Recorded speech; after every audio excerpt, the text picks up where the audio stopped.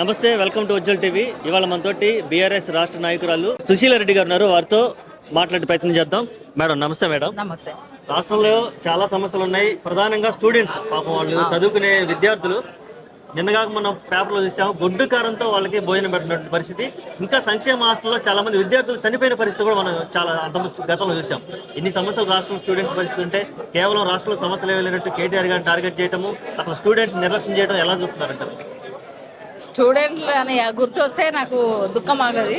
ఎందుకనంటే రోజు కొన్ని వీడియోలు, ఒక సంఘటన మర్చిపోక ముందే ఇంకొక సంఘటన, ఒకటి మరవక ముందే ఇంకొక సంఘటన. గొడ్డు కారం వేసి నీళ్ళ చారేసి వాళ్ళు అక్కడ ఎంతకంటే ఎలుకలు ఈగలు అంత విషాహారం తిని ఘోరమైన ఆసుపత్రి పాల్గొలుతుండ్రు, చనిపోతుండ్రు.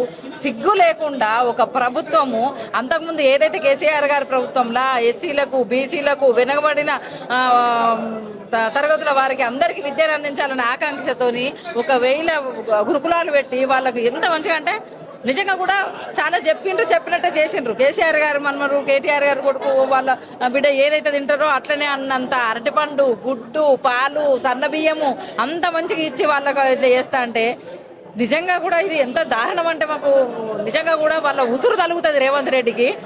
అట్లాంటి మొత్తం బంద్ చేసి వాళ్ళకు మెస్ ఛార్జీలు కరెక్ట్ ఇయ్యక, వాళ్ళకు ఏమి ఇయ్యక, వాళ్ళ కనీసం శుభ్రత చూసుకోకుండా, వాళ్ళ ఆరోగ్యం పట్టించుకోకుండా, ఒకవైపు ఒకటి మరొక ముందే ఒకటి వాళ్ళు చనిపోతా అంటే ఆసుపత్రి పాడైతే అంటే సిగ్గు లేకుండా మంత్రులు, ముఖ్యమంత్రి మా కక్షపూరితమైన ఈ రాజకీయాలు చేసుకుంటూ పిల్లలు చనిపోతున్నారు. రోజు తెల్లారు లేస్తే అత్యాచారాలు జరుగుతున్నాయి, పసి కందుల మీద జరుగుతున్నాయి, పసి పిల్లల మీద జరుగుతున్నాయి. నిరుద్యోగులు రోడ్ల మీద ఏడుస్తున్నారు, బాధపడుతున్నారు. ఇవన్నీ పట్టనట్టు అంత మంచిగానే ఉన్నదన్నట్టు ఎక్కడ ఏదో పిలిచి ఏదో కక్షపూరితమైన చర్యలు, మా పక్కంటోడు గెట్టు పంచాయతీ ఉన్నది, మాకు ఏవో పక్కల పంచాయతీ ఉన్నది అన్నట్టు ఇలా కేటీఆర్ గారిని అరెస్టు చేద్దామని కేసు పెట్టి ఏదో ఇలా విచారణ పోయినారు. కాకపోతే రేవంత్ రెడ్డి ఎన్ని కక్షలు చేసినా ఎంత చేసినా కూడా మాకు న్యాయవ్యవస్థ నమ్మకం ఉన్నది. ఇవన్నీ కక్షపూరితమైన చర్యలు మానుకొని ఫస్ట్ గురుకులాల పిల్లలైనా, స్కూల్ పిల్లలైనా, వెనుకబడిన పిల్లలైనా, పిల్లల మీద ఏదైనా అత్యాచారాలు జరుగుతున్నా ఫస్ట్ వాళ్ళ మీద దృష్టి సారించు రేవంత్ రెడ్డి అని మా మనవి. ఎందుకంటే ఈ కక్షపూరిత చర్యలతో వచ్చేది ఏం లేదు. ఇప్పటికే నిన్ను అందరు గమనిస్తున్నారు తెలంగాణ ప్రజలు. ఇప్పటికిప్పుడు తెలంగాణ ఎన్నికలు వస్తే కూడా బీఆర్ఎస్ కు 100 సీట్లు తేవడానికి ప్రజలు సిద్ధంగా ఉన్నారు. ఎందుకంటే పసిపిల్లలతో నువ్వు రాజకీయం చేయకు, ఇది మంచిది కాదు ఎవరికైనా.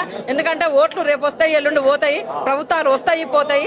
ఇదైతే కరెక్ట్ కాదు. ఎవరమైనా పేదవాళ్ళతోని, పేద పిల్లలకు ఏదైతే మనం ఇస్తున్నామో, ఏదైతే భరోసా ఇచ్చినామో, పేద పిల్లల వైద్య కోసం, విద్య కోసం, దేనికైనా వాళ్ళ కోసం పనిచేయాలి. ఈ రాజకీయాలన్నీ పక్కన పెట్టి పిల్లల్ని పట్టించుకొని ఫస్ట్ గురుకులాలను, ఈ అత్యాచారాలను వాళ్ళ గురించి దృష్టి సారించాలని రేవంత్ రెడ్డికి చెప్తున్నాం. ఈ స్టూడెంట్ సమస్యల మీద త్వరలో మేము బీఆర్ఎస్ ఇనిషియేటివ్ తీసుకొని చేయబోయే కార్యాచరణలు ఏమన్నా ప్లాన్స్ ఏమన్నా? కార్యాచరణ కొత్తగా తీసుకునేది ఏం లేదు.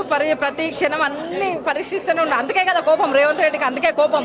విద్యార్థులకు నిలబడుతున్నారు, నిరుద్యోగులకు నిలబడుతున్నారు, పసిపిల్లలకు నిలబడుతున్నారు, ప్రజలకు నిలబడుతున్నారు, రైతులకు నిలబడుతున్నారు, హైడ్రాకు నిలబడుతున్నారు, మూసీకి నిలబడుతున్నారు. ఎక్కడ ఏ కష్టం వచ్చినా కూడా ప్రజల కాలుకు ముళ్ళు అంటుతాయి. బీఆర్ఎస్ వచ్చి వాళ్ళకి అండగా నిలబడుతున్నారు. మొన్న లగిచర్లకు మొన్న ఎట్లా నిలబడ్డాం, అట్లా తెల్లారు లేస్తే ఇక్కడికి తెలంగాణ భవన్కి వచ్చారు, వాళ్ళ బాధలు చెప్పుకున్నాం. మేము కూడా వచ్చినాం, రోజు వాళ్ళతోనే ఉన్నాం, వాళ్ళతోనే తిన్నాం, వాళ్ళతోనే ఉన్నాం. అయ్యో అని అక్కడ చేర్చుకుంటున్నారు. ఇదంతా కావద్దు, నాకు మైనస్ వస్తుంది, మళ్ళీ వీళ్ళే వచ్చేటట్టున్నారు ఉద్దేశంగా ఈ రానిపోని ఈ కక్షపూరితమైన చర్యలు తీసుకొని ఈ కక్షపూరితమైన కేసులు పెడుతుంటారని ఇవన్నీ మాని కక్షపూరితమైన మాని ఒక ముఖ్యమంత్రి లెక్క ప్రవర్తించాలి.